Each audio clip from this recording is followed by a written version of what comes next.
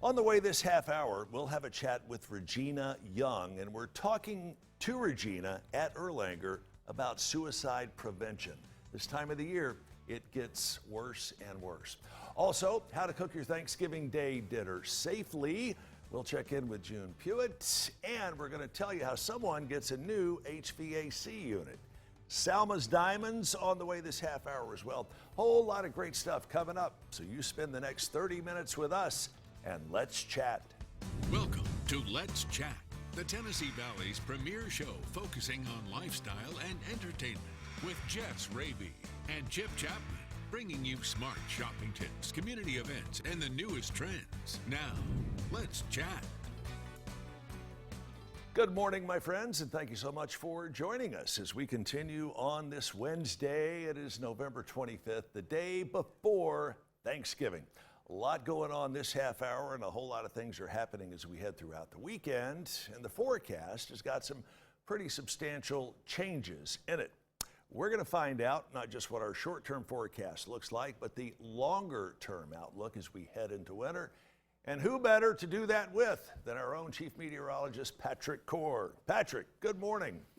Good morning, Chip. How are you today? I'm doing very well. I appreciate you getting up and joining us. And I saw a good part of your fearless winter forecast last night.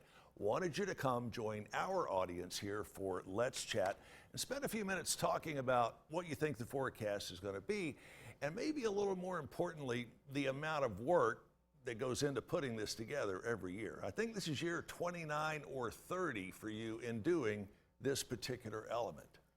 Yeah, Chip, hard to believe it's been several years, but you look at several different things. Obviously, what's happened the last few years, and more importantly, Chip, what has happened the last 3 or 4 months, and that has a bearing on what we think will happen over the next 2 or 3 months. Now, our winter season climatologically and meteorologically is December, January, and February, and those are the months I'm going to be focusing on, even though it may continue into maybe the first couple of weeks of March. December, January, and February, those are the 3 months that I'm focusing on. All right, what are you looking for right off the bat? Well, what we've had the last several months is a La Nina, and people are thinking, well, I've heard of that term. It's the opposite of an El Nino. Basically, it's a cooling of the waters out into the Pacific.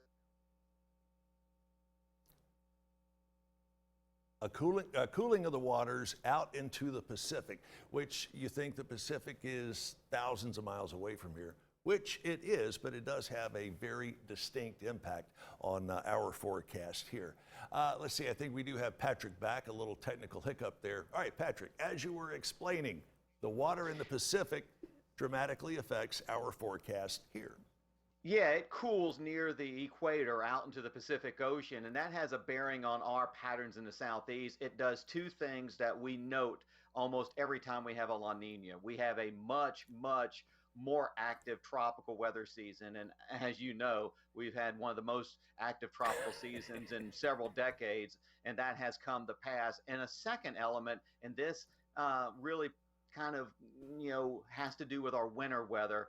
It tends to cause the southeast during the winter months to dry out and heat up a little bit more. And so right now, as we take a look at things over the next couple of 3 months, we think temperatures are going to be a little bit above normal, and it may be a little slightly drier than normal over the next 2 or 3 months. And the rainfall is no problem because, Chip, we've been very wet this year. Yeah, the last I looked at it, which was, I guess, yesterday, we're 14 to 16 inches above normal for the year. Yeah. For the first several months, it just seemingly rained about every day. Yeah, and we've had 67 inches of rain. Normally, we're about 54, so we're going to go over 70 inches of rain before all is said and done, especially considering the rain we have today and maybe the end of the weekend. So rainfall, no problem. Temperatures will be a bit warmer than normal if we stay in this La Nina phase, and I think we will for the next few months. All right, so we're running out of time, but I'm going to drag you back here next week. Only a minute or so left. If you had to condense it for the folks watching, what are you saying over the next, let's say, 90 days? Okay, well, Chip, I'm going to go ahead and go through these graphics pretty quickly, and you can see nationwide, basically the coldest weather staying well out to the north and west. There you see our temperatures well above normal to the deep south, above normal for us. And basically, December, the first couple of weeks are looking cold. But it looks like most of the southeast, we may stay above normal, and we'll have to come back and talk about the precipitation here later on. And we will do just that. Patrick's going to join us with more on the winter forecast coming up over the next several days. We'll be right back.